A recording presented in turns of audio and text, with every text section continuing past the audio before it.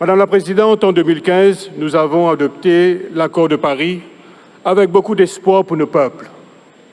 Nous étions convaincus qu'un effort collectif permettrait de réduire les émissions mondiales de gaz à effet de serre afin de sauver notre planète des menaces grandissantes du changement climatique. Malgré cette étape historique, les observations scientifiques ont démontré que nous sommes déjà sur la trajectoire d'une augmentation de la température mondiale de 3 degrés Celsius, avec des conséquences désastreuses pour des millions de personnes vulnérables, notamment ceux des petits États insulaires et le continent africain dans son ensemble. Ces derniers mois, nous avons été témoins des conditions climatiques extrêmes dans les 4 coins de la planète. Les terribles ravages provoqués par l'ouragan de catégorie 5 Dorian dans le petit État insulaire des Bahamas resteront à jamais dans nos mémoires. Cela nous rappelle que nous sommes déjà entrés dans une ère où des catastrophes de catégorie 5 n'est plus une exception, mais un danger réel. À quoi il faut s'attendre n'importe quand et dans n'importe quel coin du monde. Les impacts du changement climatique sur nos populations gagnent en gravité d'année en année. Nous vivons en ce moment une période charnière de notre histoire, de notre avenir collectif sur la planète Terre. En bref, nous sommes à la croisée des chemins. Nous risquons de compromettre les promesses de l'accord de Paris si nous n'agissons pas rapidement et efficacement. En tant que décideurs, nous avons l'opportunité de marquer l'histoire en tant que garant de la survie de l'humanité face aux menaces du changement climatique. Si nous abdiquons à notre devoir, la génération à venir ne nous pardonnera pas pour avoir failli à nos responsabilités. Nous sommes à la croisée des chemins. Les décisions d'aujourd'hui détermineront l'avenir de la planète et la pérennité de la civilisation. La loi de la nature ne nous donne aucun moratoire. En tant que peuple responsable, nous devons en prendre conscience. Tout développement doit être au service du bien-être et du bonheur des gens.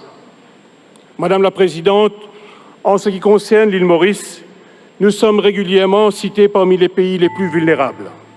D'ailleurs, nous sommes classés parmi les pays les plus exposés aux risques de catastrophes.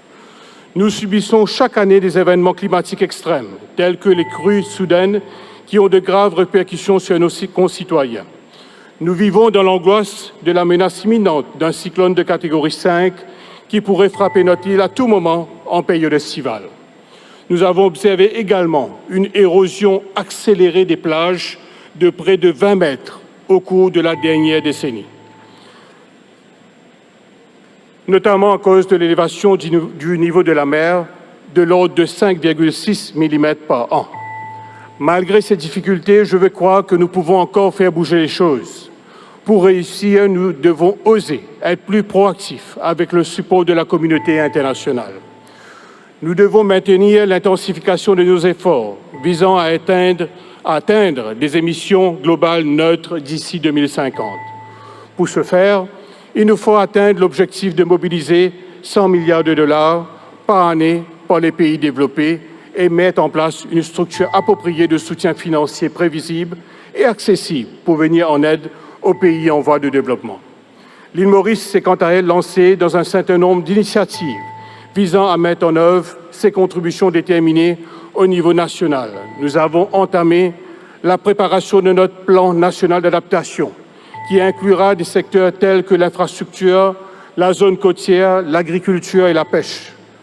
Madame la Présidente, rapidement, permettez-moi ici de citer quelques-unes des mesures d'adaptation telles que la mise en place d'un centre national pour la gestion des risques liés aux désastres naturels et changements climatiques, réhabilitation d'une dizaine de plages affectées par l'érosion accélérée, la construction des drains couvrant plusieurs régions de l'île Maurice, puis une meilleure canalisation des eaux pluviales, l'amélioration de notre système météorologique en se dotant d'un radar Doppler qui est censé produire des données précises et plus fiables en temps réel. Et quant aux mesures d'atténuation, il y a la mise sur pied d'une agence pour la promotion des énergies renouvelables, l'implantation d'une dizaine de fermes photovoltaïques, l'introduction du métro léger comme moyen de transport commun afin de réduire l'émission de gaz à effet de serre et dans le même souffle pallier aux problèmes de congestion routière et l'élaboration d'une stratégie pour réduire nos émissions. Pour conclure, Madame la Présidente, nous sommes aussi en train de revoir les objectifs de notre contribution déterminée au niveau national avec l'assistance du gouvernement français. Je profite de cette opportunité pour remercier nos partenaires bilatéraux tels que l'Agence française de développement, l'Union européenne, les gouvernements indiens et japonais pour leur soutien indéfectible de notre démarche de transition écologique. Madame la Présidente, je pense que nous devons agir rapidement et efficacement. Nous devons mettre de côté nos différences au nom du bien commun, tant au niveau national et mondial. Nous connaissons nos objectifs et il nous faut donner les moyens d'y parvenir. Maintenant, il est grand temps d'aller au-delà des mots, voir des actions concrètes et probantes. Je vous remercie pour votre attention.